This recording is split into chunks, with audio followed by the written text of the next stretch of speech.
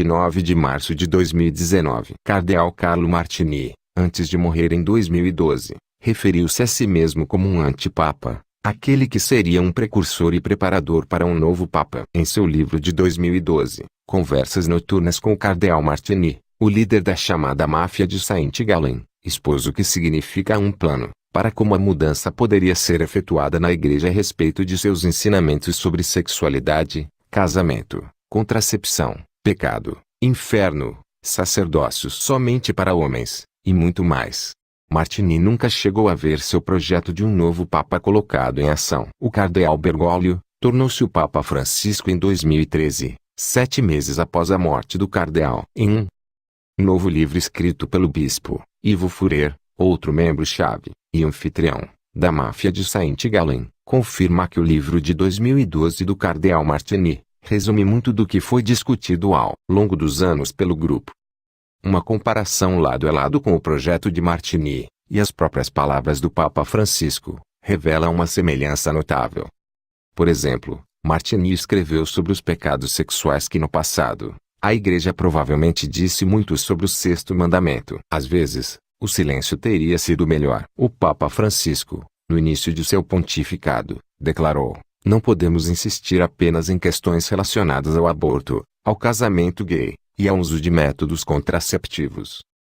Por outro exemplo, Martini escreveu sobre a destruição de almas que, de outra forma, iriam para o inferno. Espero que, mais cedo ou mais tarde, Deus redime a todos. Não consigo imaginar como Hitler ou um assassino que abusou de crianças pode estar com Deus. É mais fácil para mim pensar que essas pessoas são simplesmente extintas. Mas talvez no outro mundo Deus tenha novas possibilidades. Sim, existe o inferno, mas ninguém sabe se alguém está lá. O Papa Francisco disse sobre isso: eles não são punidos. Aqueles que não se arrependem e não podem ser perdoados desaparecem. O inferno não existe. O desaparecimento de almas pecaminosas existe. Essa citação nunca foi negada pelo Papa Francisco.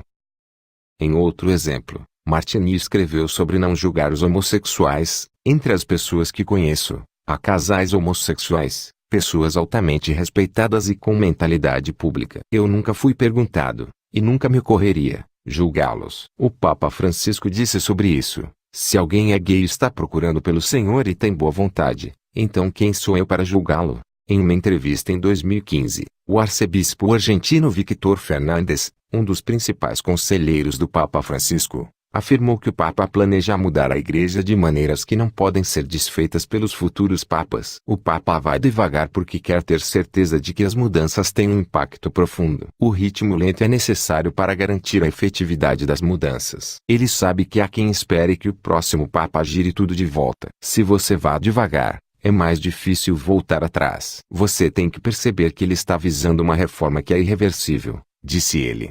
Dom Furer, que foi bispo de Saint Gallen, Suíça de 1995 a 2005, foi, junto com Martini, o organizador da máfia de Saint Gallen. O grupo de cardeais progressistas incluía os cardeais Achille Silvestrini, Bassiomi, e Walter Casper, Carleman, Dan Neus, Murpio Minor, e Aldris Josas Paquis, que foram coletivamente descontentes com o pontificado do Papa João Paulo II, e depois de sua morte, tentaram sem sucesso obter Jorge Bergoglio eleito no conclave de 2005.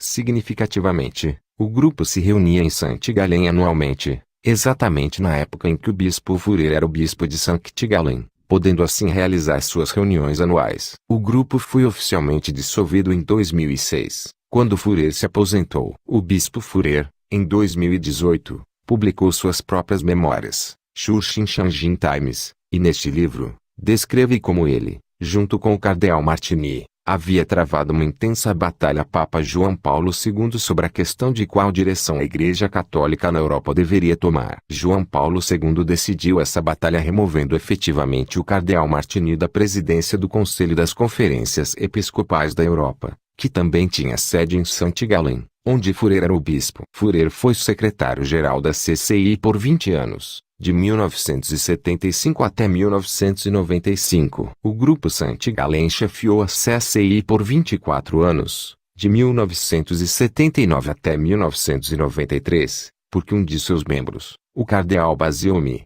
Foi seu presidente de 1979 a 1986, e ele então foi substituído pelo cardeal Martini, que apenas deixou seu cargo em 1993, após uma intervenção do Papa João Paulo II. Embora o CCI não tivesse caráter vinculante sobre as conferências dos bispos nacionais, ainda tinha muita influência, organizando dezenas de conferências, reuniões episcopais e organizando vários grandes eventos ecumênicos com igrejas protestantes e ortodoxas. Os líderes da CCI na época tentaram estabelecer uma estrutura paralela em desafio ao centralismo romano, muitas vezes sem pedir permissão a Roma para suas ações. À luz dessa história, não muito tempo depois de Martini ter sido praticamente removido de sua presidência pelo CCIE, ao decidir que o próximo presidente do CCI tinha de ser presidente de uma conferência episcopal, Ivo Furer, e a Martini começou, em 1996, a sediar suas reuniões anuais em Saint-Gallen. A ala progressista,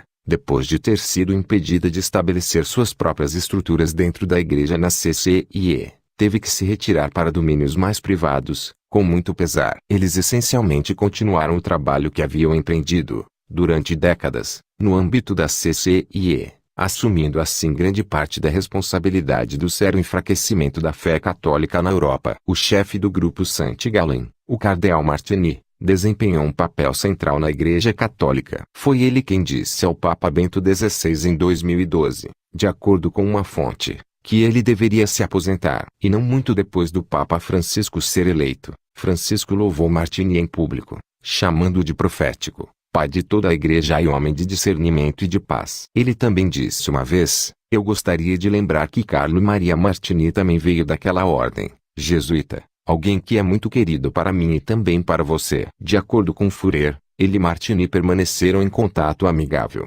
depois de Martini em 1993, e depois Furer ter sido removido da CCI. Furer havia se tornado em 1995 o bispo de Saint-Gallen, e portanto, não poderia mais ser o secretário da CCIE. Nós nos reunimos para reuniões particulares regulares em Saint-Gallen com amigos que Martini e eu organizamos, explicou o bispo suíço. Convidamos bispos de diferentes países que nos convinham. De cada vez, estávamos entre 8 e 10 pessoas e discutíamos livremente todos os assuntos da igreja. Martini uma vez comentou sobre essas reuniões em Saint-Gallen, dizendo que não há outra reunião na igreja onde se possa falar tão livre e pessoalmente como em Saint-Gallen, acrescentou Furer. Muito do que discutimos nessas reuniões, conclui, Martini trabalhou no livro Conversas Noturnas com o cardeal Martini. E neste livro, Martini descreve que tipo de homem ele esperava que o Papa estivesse no conclave de 2005, e também na preparação para a mais recente eleição papal.